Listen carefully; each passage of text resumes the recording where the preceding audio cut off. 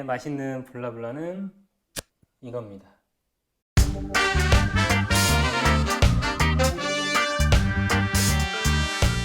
안녕하세요. 맛있는 블라블라 유셰프입니다. 오늘은 리소또, 이탈리안 요리를 할 거고요. 그 위에 가리비 관자를 구워서 올려주는 그런 요리를 할 겁니다. 자, 재료를 한번 보면 샬롯과 샤프론이라는 향신료죠. 정말 고가의 향신료, 타임, 파슬리, 그리고 저희가 위에 가니쉬로 올릴 가리비 관자, 그리고 훈제 송알, 구울 때 쓸 버터들, 귀버터, 그리고 가장 중요한 쌀인 리조또용 쌀, 아르보리오라는 품종의 쌀입니다. 이렇게 재료가 준비되어 있고요.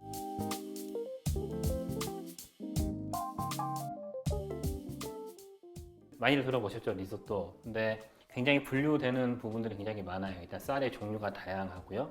또 지역마다 좀 많이 다르고. 근데 보통은 이태리 북부, 피에몬테 그쪽 지역이 쌀이 생산이 많이 되거든요. 그래서 그쪽이 리조또 요리가 또 많이 발달을 하고 있고요. 저희가 쓰려고 하는 이 아르보리오라는 쌀도 이태리 북부 피에몬테 지역에 있는 아르보리오라는 인구가 한 1, 2천 명 정도밖에 안 되는 정말 작은 지역에서 나오는 그 지역명을 딴 쌀이고요. 이 쌀을 리조또에 많이 쓰는 이유가 일단 생산량이 제일 많아요. 두 번째로 쌀알이 굉장히 커요. 점질성이 굉장히 높아서 그 리조또의 점질성이 높다는 거는 쌀을 감싸고 있는 전분기가 많다는 거잖아요. 그렇다면 쌀 자체가 부드러우면서 또 뭔가 다른 풍미를 주잖아요. 거기에서 그 풍미나 향 그런 것들 이 쌀이 잘 흡수를 해내죠. 오늘 같은 경우는 저희는 샤프론을 쓸 건데 샤프론의 향, 뭐 색 이런 것들을 이 아르보리라는 품종의 쌀이 굉장히 잘 흡수를 하는 그런, 그래서 쌀을 이렇게 먹을 때마다 샤프론의 그 어떤 그런 매력을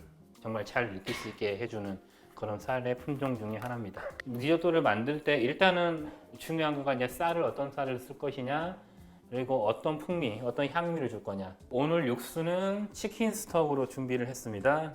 근데 이 리조또를 할 때는 항상 이 육수를 따뜻하게 끓여서 사용을 하셔야 돼요. 이 쌀의 그 부드러움을 끄집어 낼 수 있거든요. 온도의 어떤 균형이 굉장히 중요해요. 이렇게 꾸준하게. 네. 그래서 기름을 만들어 주는 거예요.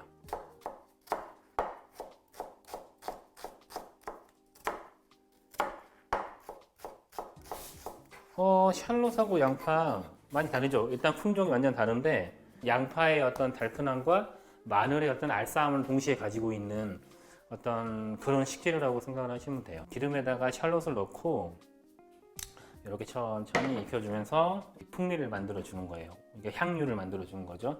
샤프론을 넣어 줄 건데, 근데 샤프론을 그냥 여기에다 바로 부는 것보다 이렇게 약간 미지근한 물에 샤프론을 넣어서 이렇게 조금 색깔을 조금 더 빼준 다음에 넣어주면 조금 더 효과적으로 샤프론을 사용을 할 수가 있습니다. 자, 이렇게. 근데 여기에서 너무 샬롯이 색깔이 나면 안 되고요.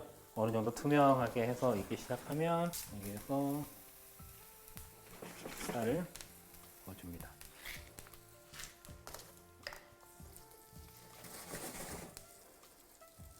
올리브 오일과 살짝 익혀주는데 여기에서 너무 익혀주면 쌀 알이 오일에 의해서 튀겨지겠죠. 그런 상황까지 가면 안 되고 쌀 알에 올리브 오일 이 향유가 배일 정도까지만 해준 다음에 화이트 와인 그래서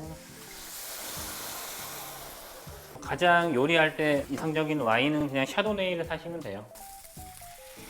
샤프론을 부어주고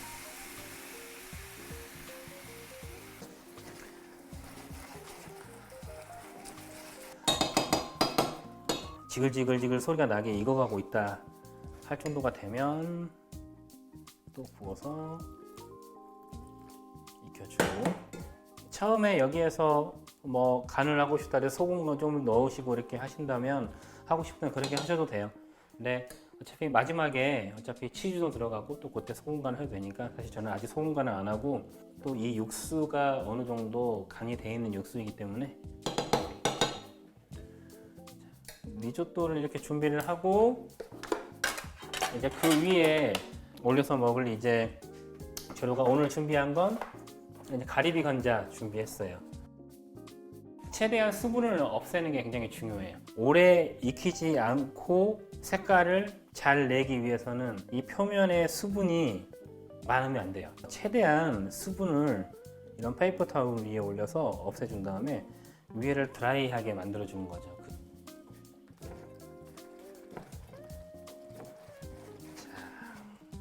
보이시는지 모르겠는데 이렇게 보면 이제 지금부터 쌀에서 전분질이 나오기 시작하고 있어요. 이렇게 쌀에서 전분질이 나오기 시작한다는 거는 이게 졸여지면서 이 샤프론의 풍미와 향이 이 쌀에 배기 시작한다는 거거든요.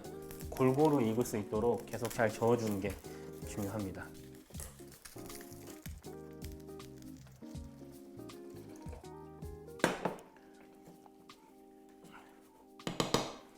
지금 상태가 외국인들이 가장 좋아하는 상태의 쌀 씹기예요. 들어가자마자 부드럽게 딱 퍼지고 딱 씹는 촉감이 좀 있는. 그래서 여기서 조금만 더 익히겠습니다. 저는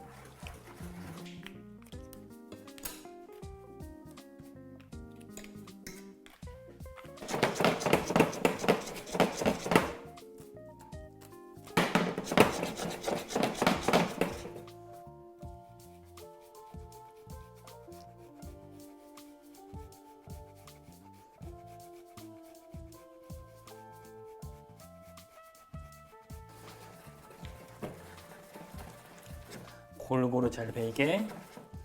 자, 이 정도 해서 딱 보이시죠?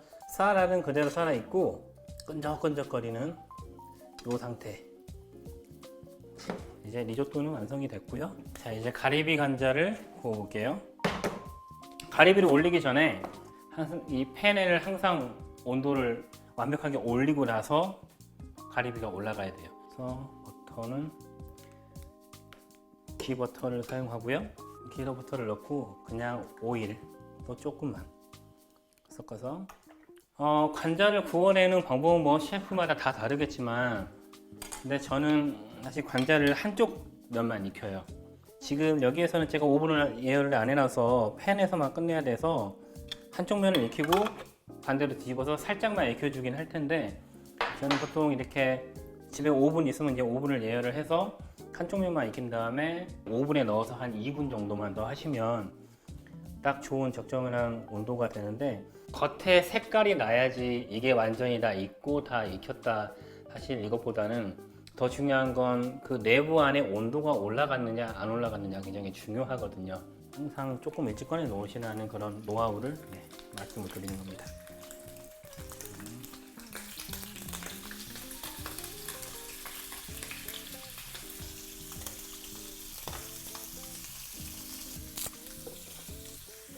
파슬리찹,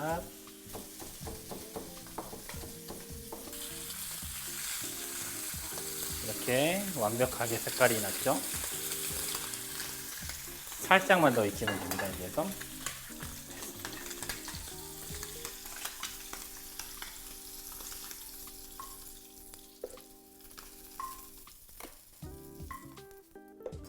그리고 이제 플레이팅을 해볼게요. 자, 만들어 놓은 리조또 살짝만 다시 데워줄게요.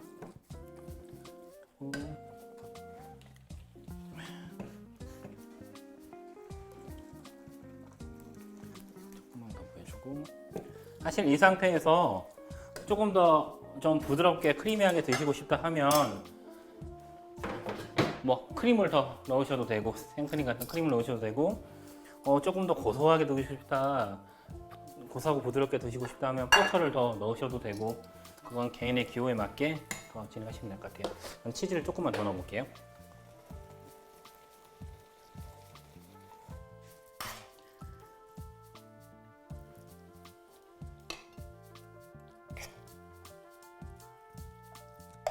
자, 접시에 깔아주고 준비되고 가리비 감자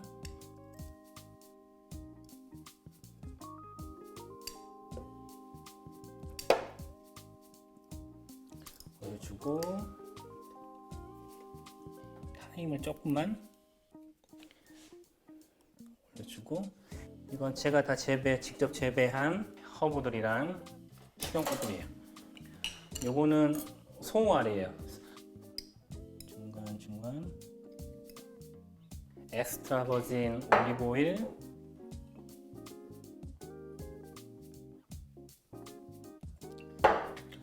올려주시고, 이건 체리 세이지라는 꽃입니다. 이건 야로우라는 허브고요. 자, 이렇게 샤프론 리조또와 구운 가리비 관자를 완성했습니다. 이제 먹어볼게요. 완벽해요. 정말 맛있어. 진짜로 먹어봐.